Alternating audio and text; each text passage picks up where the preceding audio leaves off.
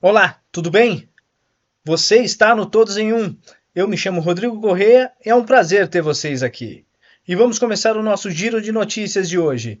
O giro de notícias de hoje começa pelo Metrópole, jornal Metrópole, coluna Igor Gadelha. Após mudar de juiz, 13ª Vara de Curitiba deve perder Lava Jato. TRF4 e Corregedoria Nacional de Justiça avaliam tirar a Lava Jato da 13ª Vara Federal de Curitiba e redistribuir o caso para outras varas. Ou seja, isso sim é um movimento talvez de desmonte da Lava Jato. Todo mundo dizia que o Bolsonaro tinha acabado com a Lava Jato, você lembra disso? Pois é, talvez aí seja o início de um movimento de desmonte.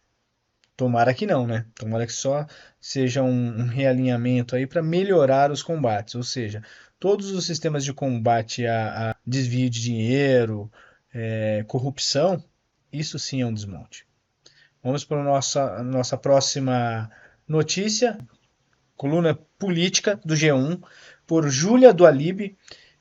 Lula espera que Daniela peça demissão e quer reunir lideranças do União Brasil antes de anunciar a troca do turismo.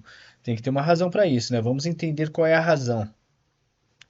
Dois fatores impediram o presidente Luiz Inácio Lula da Silva de anunciar nesta segunda-feira a ida do deputado Celso Sabino do União para o Ministério do Turismo. Interlocutores do presidente afirmam esperar que Daniela Carneiro, a atual ministra da pasta, peça demissão do cargo ao invés de ser demitida.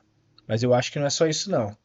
Segundo motivo é que Lula também quer fazer uma sinalização positiva à União Brasil e se reunir com o presidente do partido, Luciano Bivar, o líder da legenda na Câmara dos Deputados, Elmar Nascimento da Bahia, e o senador Davi Alcolumbre, um dos grandes articuladores da sigla.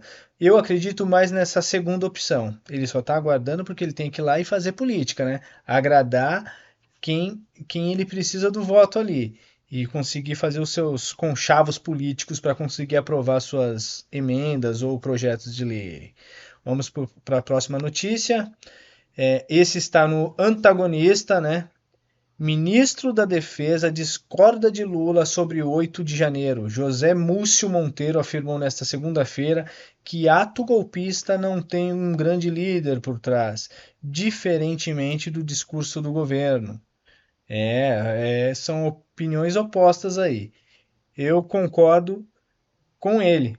Não há, porque o Bolsonaro foi embora. 8 dias depois ocorreu o ato do dia 8.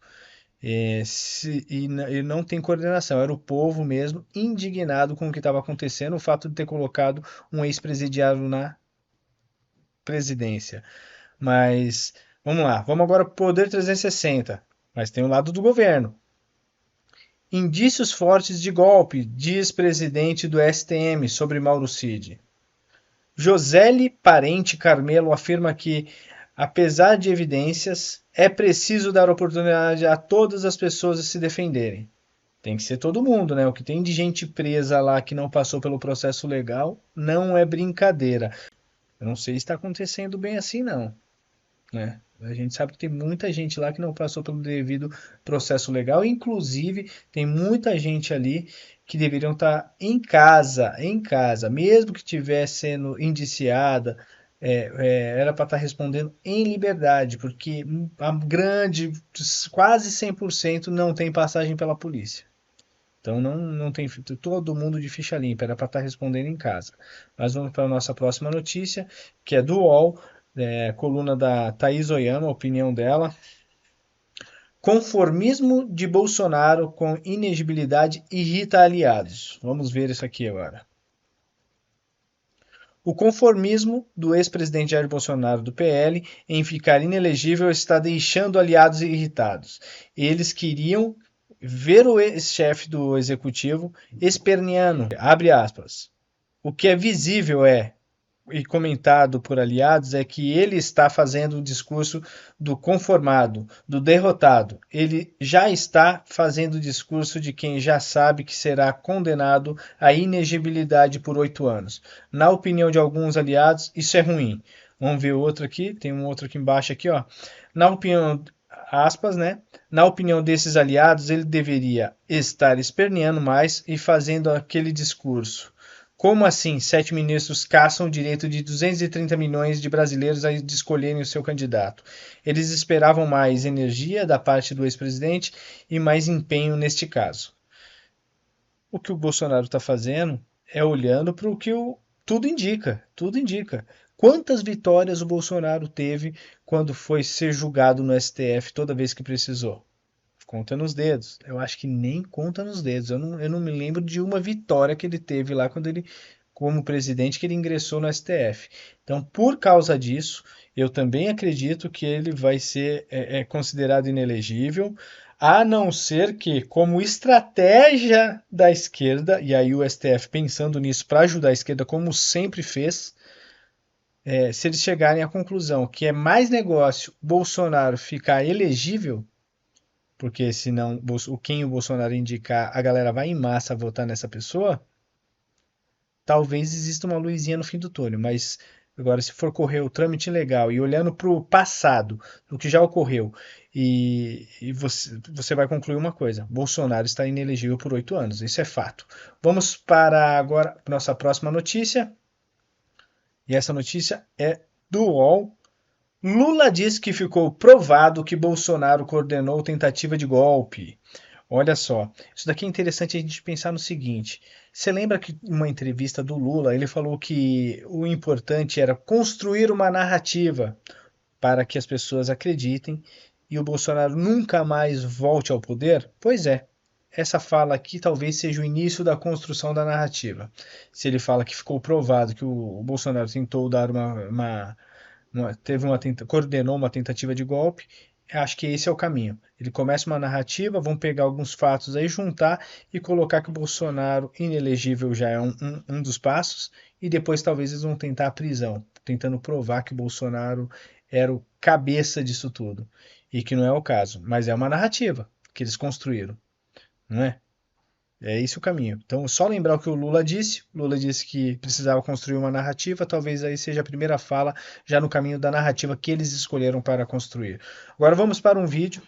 E falando de narrativa, vou colocar um vídeo aqui do canal do Oi Luiz. Recomendo a todos. Se quem puder, assista o canal do Oi Luiz, que é muito bom. Vou colocar aqui e depois a gente conversa. Vou encher a tela. Ninguém deixava nada, isso é outra mentira. As emendas que todos falam e apelidaram de orçamento secreto, elas eram empenhadas, cadastradas e pagas pelo Executivo. Elas eram indicadas pelo Congresso Nacional como sempre decidiu. É outro erro de vocês. Então deixa eu colocar de maneira prática. O orçamento do RP9 de relator geral ou o orçamento do RP2 dos ministérios, elas não são impositivas, ou seja, não são obrigatórias, certo? Elas são de programação. Então, quando o relator geral oferecia uma emenda a um ministério, só quem cadastrava era o governo, só quem empenhava era o governo e só quem pagava era o governo. Como hoje. A única diferença de antes para hoje é porque antes você sabia para onde ia e hoje você não sabe. Porque o ministro, sozinho, com o Anísio, é quem diz para onde vão 200 bilhões de reais no Ministério da Saúde. Antes você sabia para onde ia e hoje você não sabe. Fim. Governo de pilantras é isso aí. Vocês já entenderam, né? Vamos lá. Por que eu falei narrativa?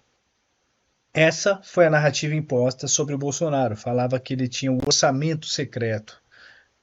Hoje é chamada de emenda parlamentar. Sempre existiu. E você vê claramente na boca do Lira, né? A diferença é que no governo passado, quando fazia a emenda, você sabia para onde ia. Hoje você não sabe. Ou seja, porta aberta para corrupção. Esse é o governo atual. É assim que ele atua. Criação de narrativas e depois e sempre enfraquecendo os modelos de combate à corrupção. Você vê desde o início lá, né? Se você pegar a Lava Jato, o que está acontecendo no governo, isso daí, e entre outras coisas que a gente ainda nem sabe, mas vamos descobrir para frente. É isso. Se você gostou do vídeo, curta, compartilhe e se inscreva no canal. Até o próximo. Tchau, tchau.